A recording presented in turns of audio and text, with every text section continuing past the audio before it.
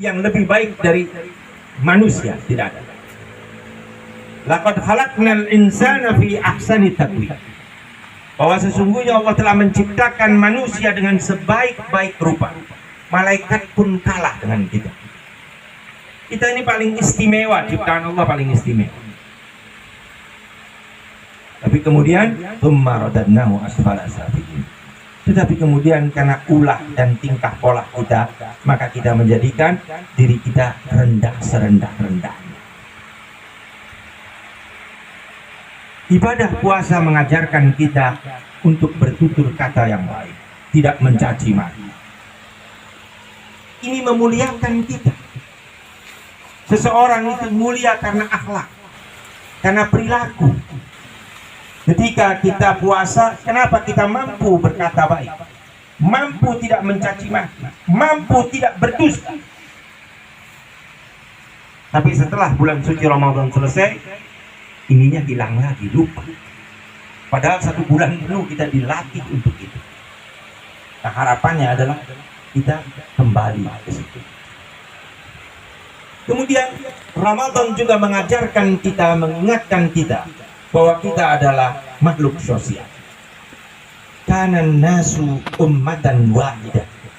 Bahwa sesungguhnya manusia adalah umat yang satu. Kita ini semua manusia, umat yang satu. Asalnya dari Adam dan Hawa, kemudian berkembang biak menjadi banyak. Asalnya satu. Bahkan seorang pakar sosiolog, Profesor C.J. De Young, dia mengatakan man was born by social being. Bahwa manusia itu terlahir sebagai manusia yang tidak bisa hidup sendiri. Tidak bisa. Artinya kita harus saling tolong menolong, saling punya rasa ketergantungan. Dan Ramadan kemarin, Ramadan mengajarkan kita untuk peduli kepada sesama kita. Kita senang ketika berbagi di bulan suci Ramadan. Mau menyisihkan sebagian harta kita untuk kita keluarkan memberi buka puasa kepada saudara-saudara kita. Mau kita berinfak, mau kita bersedekah. Dan kebiasaan ini tentunya selesai bulan suci Ramadan tetap ada. Kita tetap peduli pada saudara-saudara kita. Kenapa tidak mau peduli lagi ketika Ramadannya pergi? Kenapa sedekahnya jadi berhenti? Tidak demikian. Ini harus dilanjutkan karena ini adalah pelajaran dari Ramadan yang kemarin. Kemudian Ramadan juga mengajarkan kita bahwa kita makhluk yang memiliki akhlak yang baik. Innama bu'itsu liutammima makarimul akhlak. Rasulullah mengatakan bahwa sesungguhnya aku ini diutus untuk menyempurnakan akhlak. Artinya teladan yang ada pada diri Rasulullah harus kita contoh. Jangan katakan, oh itu kan Nabi. Ya iya, karena dia Nabi teladan kita, maka kita contoh. Jangan kemudian ketika kita tidak mampu melakukan sesuatu, kemudian katakan kita kan bukan Nabi, beda. Ya memang beda, bukan Nabi. Tapi Nabi ajarkan itu untuk menjadi teladan bagi kita. Jadi sebisa mungkin kita menteladani Rasulullah, agar kita tetap memiliki akhlak yang baik, memiliki budi pekerti yang baik. Tidak langsung kemudian selesai Ramadan nggak ada lagi itu semua. Ngomong sama temen juga seenaknya, tidak menjaga perasaan, ya, suka-suka dia saja, tidak lagi seperti itu. Karenanya momen silaturahim seperti ini penting bagi kita. Yang pertama, ini akan meningkatkan dan merekatkan ukhuwah Islamiyah kita. Dengan kumpul bersilaturahmi, maka merekat. Maka kita akan jadi satu. Bisa saling bertanya, mendekatkan hati kita. Jadi dengan kumpul bersilaturahmi ini merekat ukhuwah.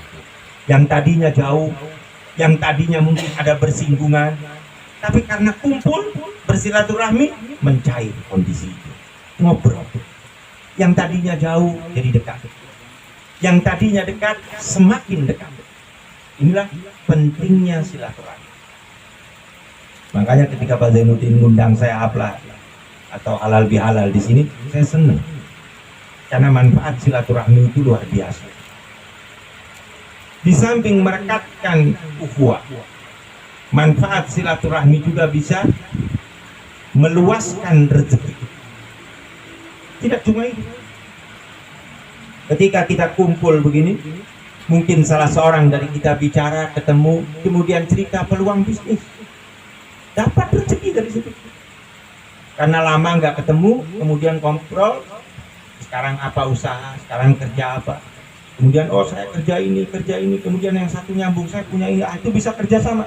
Jalinlah kerjasama.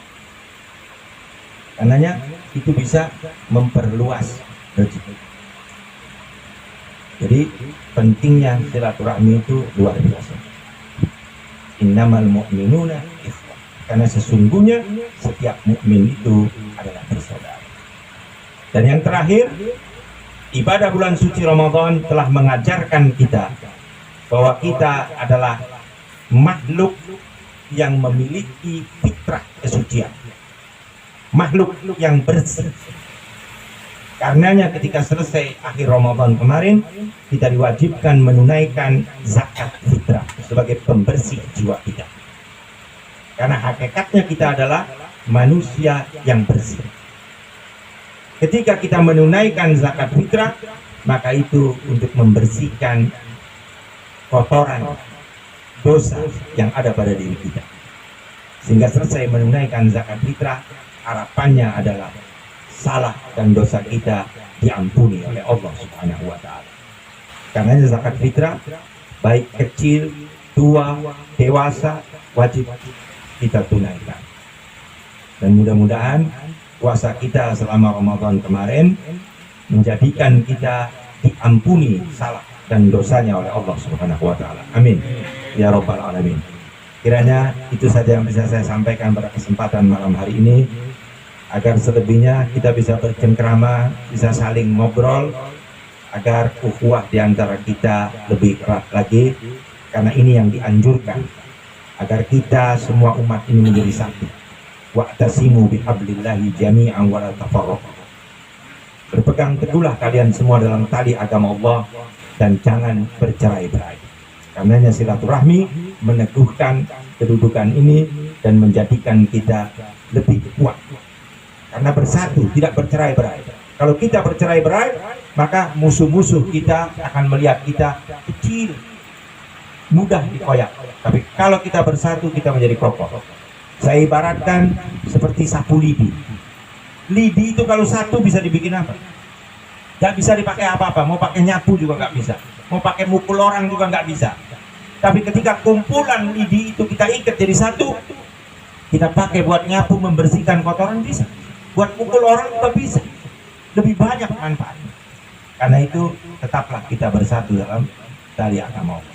Mudah-mudahan apa yang saya sampaikan ada manfaat dan faedahnya bagi kita. Billahi taufiq wal hidayah. Assalamualaikum warahmatullahi wabarakatuh. Waalaikumsalam warahmatullahi wabarakatuh.